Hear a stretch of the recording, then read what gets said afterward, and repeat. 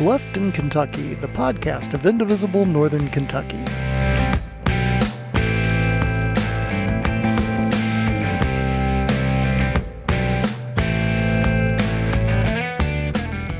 And welcome, everybody. And let's see, it's been just a couple of days since our last broadcast. So it's been a minute.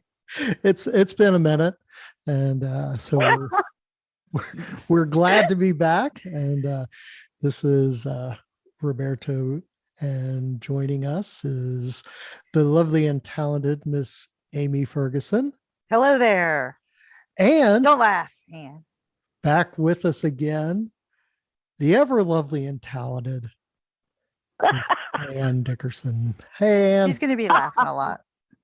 Lovely and talented. Wow. I don't know if those words have ever been used in combination to describe me, but I'm here nonetheless. We are thrilled that you are back. You have a lovely talent. It is true. It's been a while, but I am glad to be here. A resurrection, as it were. That's right. Yes. Resurrections. And so let's see. Last time we had a podcast was March 31st of 2021. Has anything at all happened since March 31st of last year? Ooh. Oh, mercy. That's like a loaded diaper question. Yeah. Right? I don't think much has happened. We could do a podcast a day for the next week and not cover it all. I mean, we've all had our struggles. I know most everyone I know has been touched in some way by COVID. Oh. By COVID. Yeah. I was going to say some touched in more ways than others. Well, we're not talking about your Friday night, Sam. Put the book down. Yep. Don't tell anybody. Put the book down. So we've been a little stir crazy, apparently. And definitely, we haven't been able to have fun like this in a while. And that's right. So I'm everybody's looking forward to it. Everybody's just going to have to bear with us while we laugh and giggle our way through this episode. Right. There's no promises for any solid content. That's right. You'll have to wait for the next one for that. Like, I'm thinking of something on the Supreme Court or something like that. I have a lot to say about that. Don't need to get me started. No, Lord. I wouldn't dream of it. I would not dream of starting you. Good night, Irene. Oh, well, let's see. Since we're getting back in the swing of things, I think now's the time we usually start talking about our cow patties. Yes. So has anybody done anything lately in the state of Kentucky to warrant a cow patty? or should I say, how do we narrow it down to 3 people? Oh my goodness. I was going to say, heck, we could name the same person and come up with 3 different things. I mean, it's that bad. It is. Who wants to go first? Me? Amy, why don't you go first? I mean, I had Massey on my radar because, he's the biggest mass in the field. What a masshole. I mean, who votes no on just recognizing Jewish heritage? He was the only one. So it's not even a wackadoodle thing. He didn't even go with the normal people. I worry about Thomas. I worry that he's living in a different reality than us. I hope he's living in a different reality than us, because I'd really hate to think we're in the same reality. I know, but somehow the tentacle is coming through. Yeah. The veil. It is very Cthulhu-like, I have to admit. And he's reaching in there and no Department of Education. Yeah, but I mean, and I responded to some thread. I can't even remember which one anymore on Twitter. that for the last decade, he has been extremely, extremely successful in a misdirection and misinformation campaign, which comes directly from the mouth of Rand Paul in terms of tactics that are successful for them and warrant repetition. Yeah. And that's why he is able to gain and why he's able to keep the ground that he has is because everything out of his mouth is nothing but cow patties. It's garbage. They plop out. Bloop. Yeah, but they get. They what? They plop and ploop. I don't know. How do you say that? Ploop or plop? The world wants to know. It's just a running diarrhea of the mouth at this point. I mean, and sadly, he keeps getting reelected, and later after we distinguish our cow patties from the crowd, we'll talk about Massey's opponent this cycle. Yeah. Right. Here's the thing, though, is that Massey lives off the grid on a farm that is completely successful. Meanwhile, the people in our district, in Congressional District 4 of Kentucky, especially farmers, and people forget this all too often, no matter how many times I try to scream it from the rooftops. This district I is saw her on the roof. It's true. This district is 94% rural. And too often people think of when you say Northern Kentucky, automatically people think, oh, the big three, Boone, Kenton, and Campbell, and they think Little Cincinnati. And that nothing could be further from the truth. Preach it, and preach it. And while he's doing fine in his off-the-grid farm, our farmers in our district are dying on the vine, and we lose more small family farms every year. Thomas Massey does not care. Done shit for them. He not done shit for them. No. Just ask any farmer that continues to be or used to be a soybean farmer in Pendleton County because they're dying on the vine. Look at Boone County. And sadly, of the big three, Boone County leans the most his way, and of the three counties is arguably the most rural of the big three. Yep. And yet they don't care. They lap up his diarrhea like it was milk from Mother Goose. And I will chocolate milk. Right. Yeah. Wow. I will never. Okay, stop with that. There's a great visual.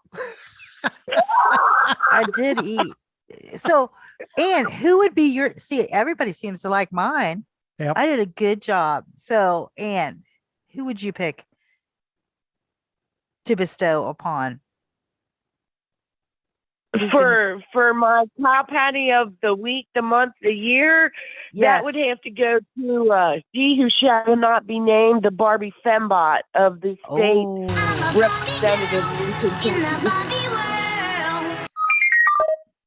Yep. So Ann's talking about S&M again. How do you declare yourself a proud state representative of District 61 and then go out and announce that on top of running for that seat for the third time, you're consecutively running for governor, but you do it outside your state representative district? What kind of an imbecile are you, and what kind of ridiculous political advice are you getting? Because anybody who lives in District 61 that thinks that she is representing them is living in an alternate state of reality that I cannot possibly understand. Her treasurer is in Newport, for God's sake. I mean, there's so much crap that comes from her mouth that it would take the entirety of this show to list all of the lies, the misdirection, the misinformation that comes from her.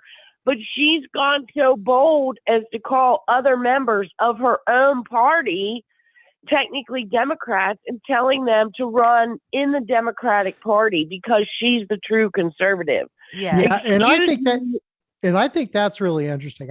I mean, I'm with you. I mean, she's batshit crazy, but the interesting part is this turn to serious infighting in the Republican Party, and being attacked from the radical right to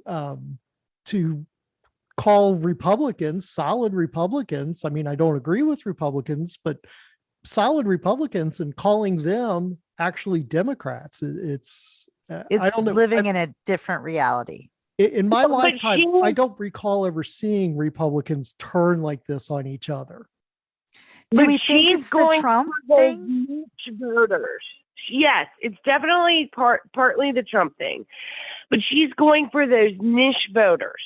You know, because when you have a primary that is as divided as this primary is going to be, you don't have to reach 50% of the votes. You just have to have more than anybody else.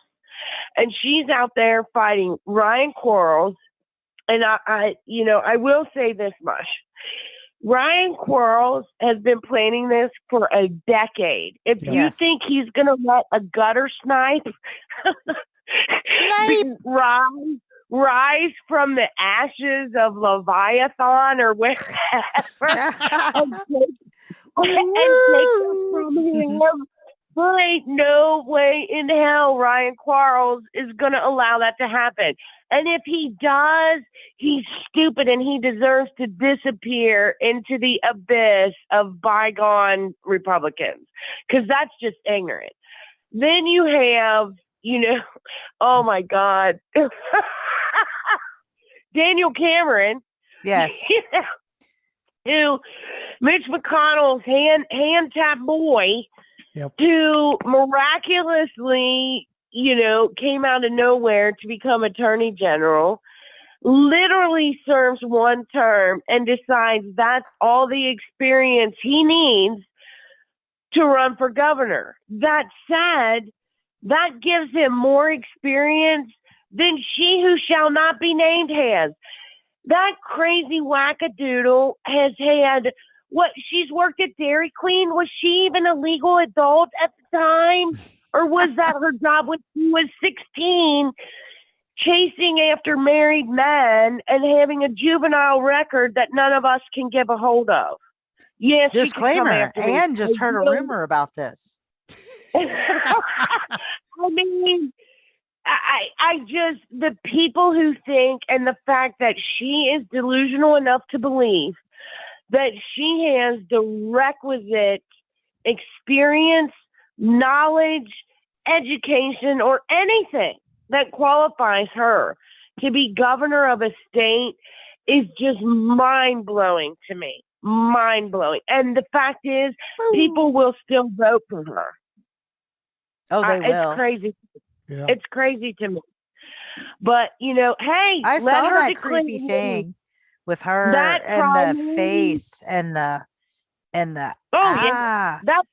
That was primary scary. is going to be a bloodbath. And I, for one, am going to be sitting back with a bottle of wine and the biggest bag of popcorn you could ever make as I watch crap go down, because it's going to be hilarious. But she deserves every cow patty known to man.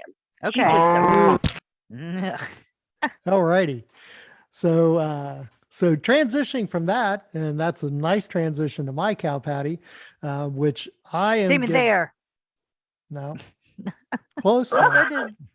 My cow patty goes to Mr. Daniel Cameron. Oh, all right. Yeah. So here's a guy who, like you said, handpicked by Mitch McConnell. Absolutely. I mean, they're buds. And I know the conventional pundit chat has been that he's going to be in position to take over for Mitch when Mitch finally retires, or or becomes embalmed or entombed. The or crypt keeper calls whatever him back. happens to him. Yeah. He vanishes into dust. But deciding to run for governor now, when, like you said, Ryan Quarles has been planning this thing for a decade, and he's got all of his ducks in a row. Not that I'm a fan of Ryan Quarles, but he's been planning it. He's been very meticulous about it, methodical about it. Daniel Cameron comes in at the last. Yeah. Cameron comes in at the last, here and goes, okay, I'm going to run for governor. He's AG right now, right? Attorney General. And this is after the courts had said, back when Andy was talking about running and was AG under what's his name, that he could not investigate the governor at that point because he was planning to run or considering running for governor against the sitting governor. And that's something that the Republican Party in Kentucky pushed for to prevent Andy's Attorney General's office from investigating the carpetbagger. Bevan the Butthead. Yeah, that guy. But here Cameron's turning around and doing that exact thing. And I love that his hypocrisy. Yeah, the KDP You hate to see it. suit. Oh, be still my heart. They don't do that, do they? Oh no. My thought is my illusions are dead. And Cameron's campaign manager calls the suit a joke. It's like, it's the decision that you guys pushed. So, I don't like the decision I wanted you to make. Yeah. So Cameron. Yeah. Congratulations. Stepping in it. So does anybody have any bullhorns? They're hard to find, aren't they? They are hard to find right now. How about congratulations to Charles Booker for a historic win and his nomination for Senate. Yeah. Yeah, that's I think that's a good one. We have the first Black man to be nominated from Kentucky to run for Senate. And I think that's a big momentous moment for Kentucky. So I do too. Yep. Very happy for that. And I think he's definitely going to give Thomas Massey's buddy Rand Paul a run for his money. Yeah, and if you guys haven't checked him out, like go to his website, check him out. You'll be impressed. Yep, absolutely. All righty, so moving on. What else is going on in Kentucky politics? I know Ann kind of told us a little bit about S&M. I'm a Barbie girl in the Barbie world. Ah! It's an earworm. That is the great. How about over there? How about over there in Boone County? Speaking of the radical right and the crazies taking over. So well, and that's kind of planning to, packing the punch to my point is that all three of the usurped incumbents came from Boone County. Mm-hmm. And it's like, WTF, people, what the hell is going on in Boone County? I tell you what, Ann, you know what this means, right? You know what this means? This means that you and I need to start going down to Frankfurt. And we need to introduce ourselves to these new representatives that we're going to be forced to accept. And they'll know our names by the end of session. Well, hopefully, it is my hope beyond hope that at least one of them can be taken down in November. I don't think the other two have opposition, but at least one of them does. Doane has opposition. Yeah, I know. So in the form of Chris Brown, and right, it is my fervent hope that she can be, ultimately successful. But Yes. gerrymandering this past session, Oh my just gosh. We could do a whole podcast on just that. yeah. Yeah, They Yeah, really I they mean- really screwed us around on this last redistricting, guys. If you don't know, if you're not aware, you should look into it. But It's insidious. let's be honest. If nothing else, 10 years ago when this process happened, Democrats were in charge. Yeah. And they did, I'm going to be, I can't be anything but honest. They did their fair share of BS to cause these districts to be just, I mean, a 3-year-old on an Etch-a-Sketch was used to design. Can we just all agree? We need robots need to do it. But we need an independent group, nonpartisan. Absolutely. That is responsible for drawing up the districts.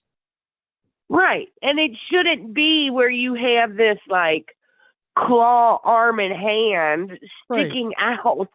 And then you look in the claw and it's right around somebody's house that represents that district. Absolutely. Yeah. Absolutely. And I say this regardless of party. It needs to be fair. Exactly. And it needs to be honest. And it needs to not every attempt was made to isolate and minimize minority voters. Yep. And I don't care what the Supreme Court of Kentucky says. I don't care what the Republican Party says. It's so blatantly obvious that a blind man could see it. It's that bad. No matter what they say. And, I got to give credit where credit is due. Jason Nemes, who used to be one of those Republicans that I considered somewhat reasonable. Yep. And someone who I was able to have a discussion with on various topics. He was in charge of the recruiting class for the Republican Party this year.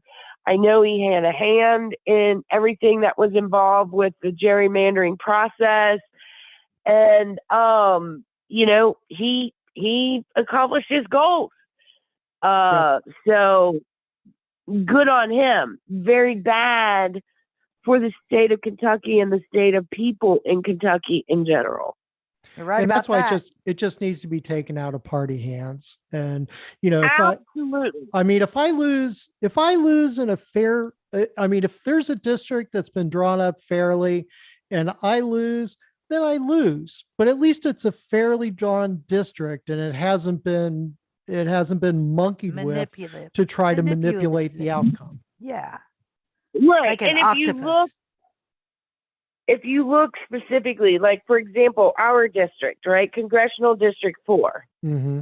That goes all the way from Ashland to Louisville. Not anymore. Yeah. They took Ashland away from us.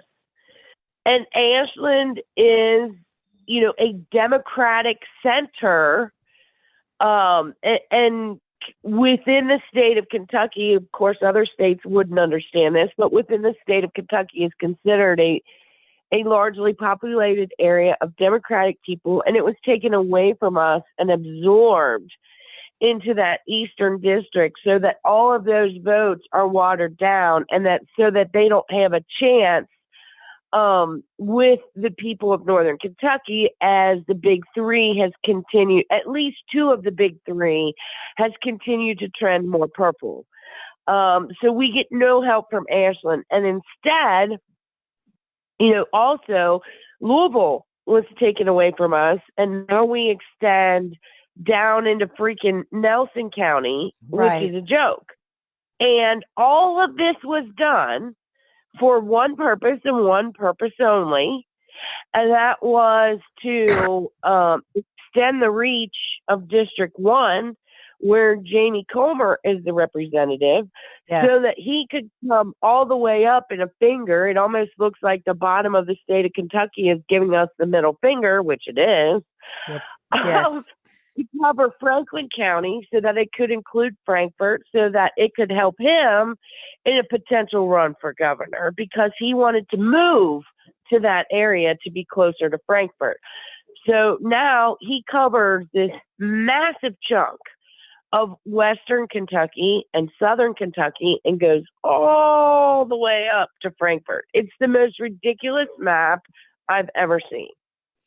Yeah, and I'll post a link to the map on the podcast information so you guys can look at it. But it's that Western Kentucky district almost looks like a U. Yeah, it's pretty blatant. Yeah, it's really bizarre looking. So shame on them. Yeah, I mean, it is what it is. Now, the Democrats, what would the Democrats have done differently had they been in charge? You know, I tend to believe that the Democrats would have done very little, only because they were the ones who drew the map 10 years ago.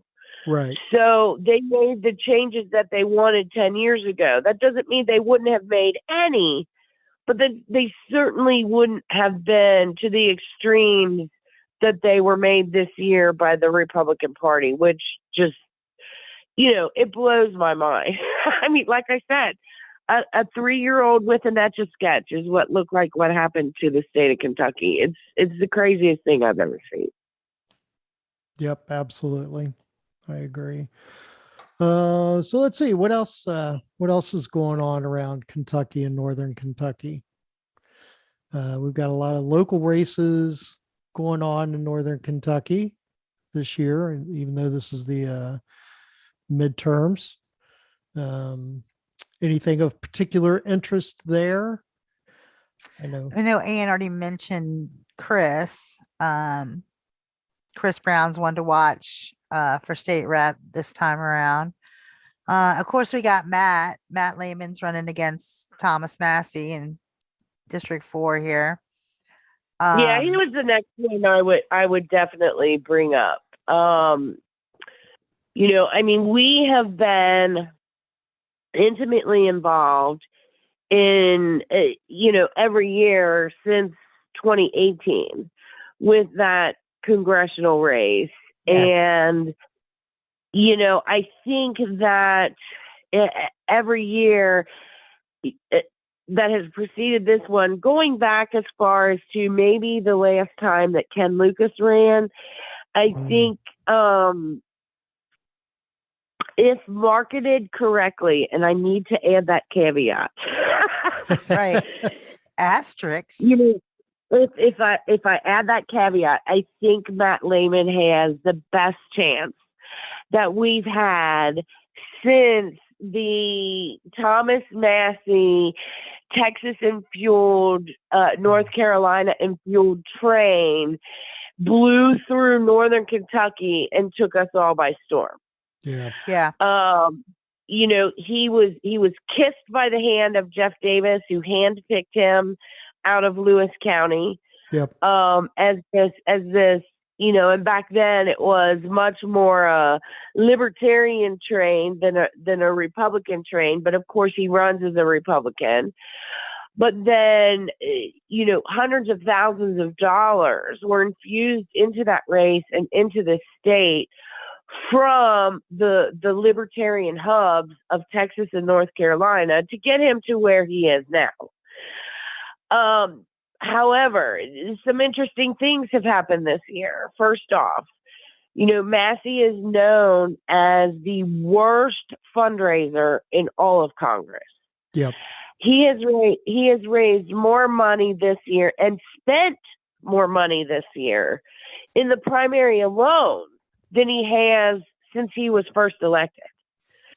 So that one chick, what was her name? Something Worth, Wirth. She gave him a little bit of a scare there. And so he went into fundraising mode and spent a bunch of money to make sure that she was obliterated in the primary, and he was successful in that. But now you've got Matt Lehman, and Matt Lehman, brings some interesting things to the table, at least for me. In some areas, he can, some people will call him a progressive. I've seen him called all kinds of names on social media, which totally cracks me up. I mean, here is a guy who graduated from Covcath, who, and instantly you say Covcath and people are like, whoa, he's a Democrat? Notre Dame checking in right here, duh. Right, but I mean, the vast majority of the public would be like, whoa, I'm surprised at that. Not only that, but, he was able to go to college on a scholarship from the Mitch McConnell Fund that gives scholarships to kids going to U of L. My response to that is more power to him, because that should not be politically motivated. What your political thinking is as a high school student should not determine whether or not you get to go to college. So he obviously did something right. Yeah. His wife, Adriana, I love her to death. She is absolutely the most glorious person. She has the greatest smile on the planet, the brightest eyes. She's always positive and glowing. I absolutely adore her. Met her for the first time back in 2017 after we first formed the Indivisible group at a meeting at Mitch McConnell's office. So I have the utmost respect and the warmest of feelings towards her and him and their family. And I truly believe in his empathetic heart. Yes. And believe that he is a humanist at heart. The way he talks about the people of Ukraine and his time there, his knowledge on foreign policy far exceeds Thomas Massey, despite the fact that Massey has been in Congress for 10 years. I mean, Matt's got common sense. He already wins. Right. His understanding of the situation with the Brent Spence Bridge, his applauding of the efforts of both Democratic and Republican leaders on both sides of the river to try to come to agreement about what to do with that situation. Meanwhile, you have Thomas Massey bragging that he requested to be on the Transportation Committee in Congress, and yet he sits there and basically gives all of Northern Kentucky the middle finger and does nothing to help that situation. We need a change. We need a change in Northern Kentucky of representation in D.C. He seems like a good fundraiser, and it's a sad fact that is what it takes to be a contender. Especially in a state as poor as Kentucky. I mean, the statistics in Kentucky are so off, it's ridiculous. Because when they report the low, median, high incomes in Kentucky, blah, blah, blah, what they have done, and I don't know if you guys are aware of this or not, but they have taken the salaries of CEOs and they have broken it down into hourly pay, and they've averaged that in at an hourly wage to the overall population of Kentucky to inflate what the average income in the state of Kentucky is. That's how bad it is. I had not heard that. That is concerning. That's how bad it is here. People don't understand how truly bad it is. So when you look at our representation in Frankfort, when you look at our representation in D.C., and you see that for the past decade, guns, God, and gametes are the three things that have mattered to these people.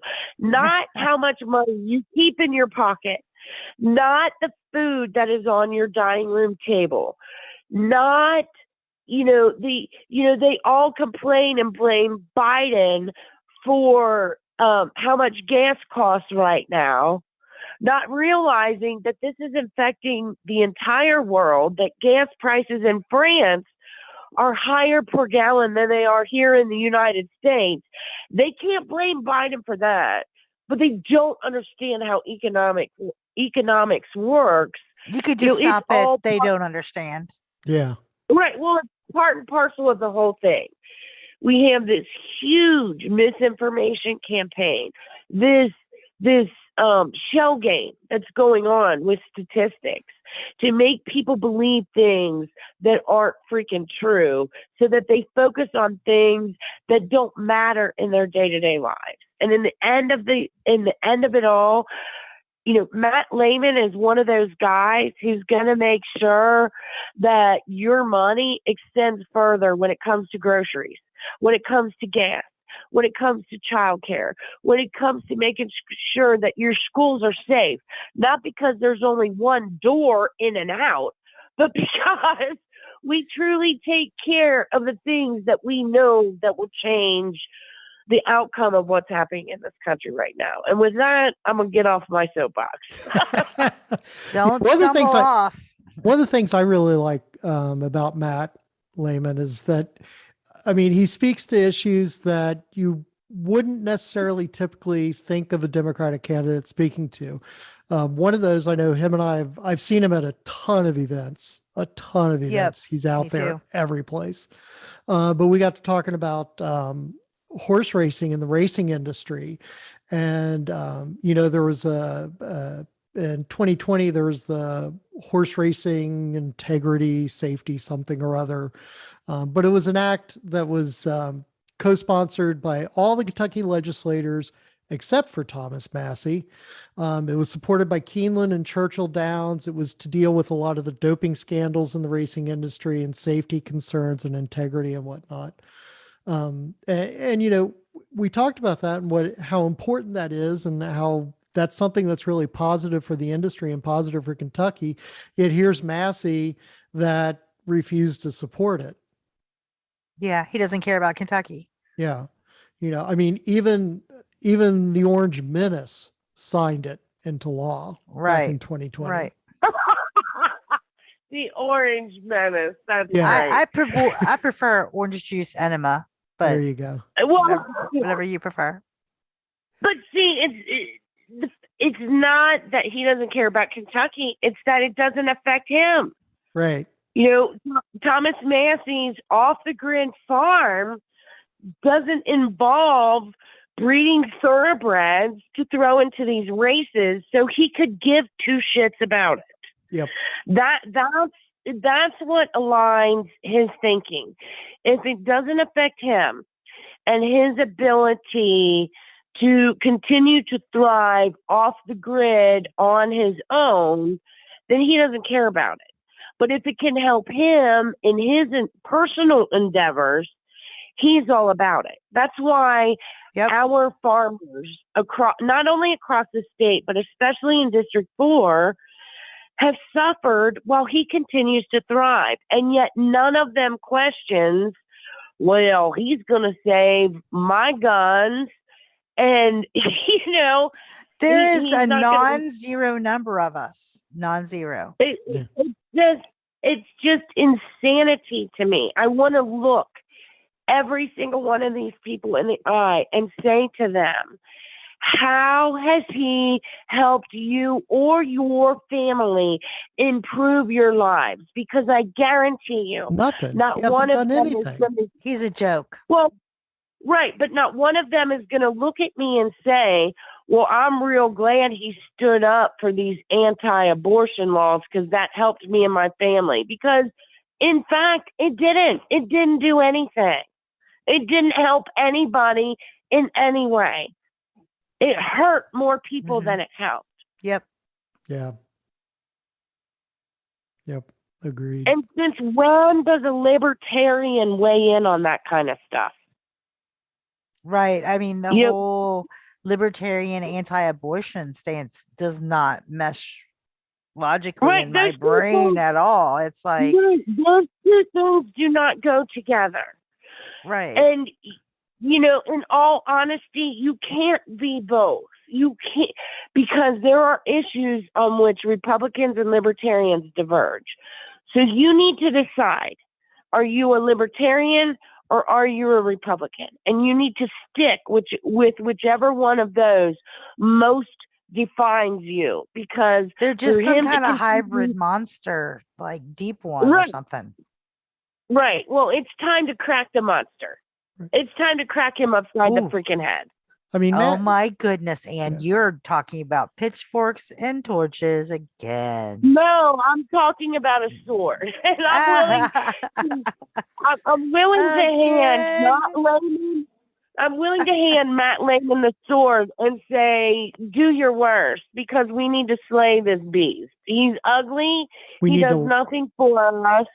He's like the, abusive patriarch that won't release his stranglehold on us. And we need to end it right now, this year. need It's to- got to stop. We need to lance that boil. Yeah. Yes. I'm tired of giving him cow patties. Yeah. Ah, Give him the I door. want to throw some at Rand Paul. Oh, Ann, I heard a rumor Yeah. about Rand Paul. I heard that he gets his hair done at the dog groomer. It's a true story. Well, it's a true story that you heard a rumor to that fact. The true story is that I heard a rumor. Yeah. So this is Well, one of our new segments. Look, This is our new segment. I heard a rumor, and it's where we're It going to could tell you. possibly be my imagination. Yeah. But We're not saying it's true. is it? We're just saying But it's is true it? that we heard this rumor. If it sounds true, sometimes it is. There are those who say that it is true. Everybody's saying it. Everybody. oh my Everyone. God, you guys are killing me. All right. So I think this has been a good episode back, everyone. Yeah, like yeah. forgive us for our scatterbrainness Yeah. and for not dragging Ann off the pedestal sooner or whatever. Anne's been off the pedestal for a long time. We had to let her We vent. like seeing her there. She's so pretty sitting Yeah. up there. Yeah. You sure are my purdy God. up there. You're so pretty. You got a purty mouth. You No, know, that's we a whole know you different want to get back episode. to your novel, so Yeah. Yeah. Yeah. No, the truth is, I've been holding so much of this in for so long, and I've been dying to get back together with you guys. It's just been, since COVID hit, and then it was just this snowball effect of one thing after the other, and I was kind of progressively pulled under and away from the shore, and now it's like I'm reaching back to the shore and I'm ready. I'm ready to go. We're gonna try to get you every 2 weeks, guys. So Yep. So we'll our next episode will be ready in 2 weeks. We're gonna do every 2 weeks for a while and see how that works out. So and I want to do a Supreme Court episode, guys. Definitely. yes. Yes, and we need our followers and fans to hit us up if they want us more frequently. Yep. Hit us up. Let us Or know if you you're want to listening. see a guest, those of us who are against S&M in principle, may decide we need some angelic. So you said S&M. I had to hit it again. Anyway, we maybe talk to Miss Angel. All right. Such regret. We'll see you guys in a couple of weeks. Everyone have a good Oh, hi, time. Patrick. Yep. Shout out to Patrick. Until then, this is Roberto. Amy Ferguson. And Dickerson. We're left in Kentucky.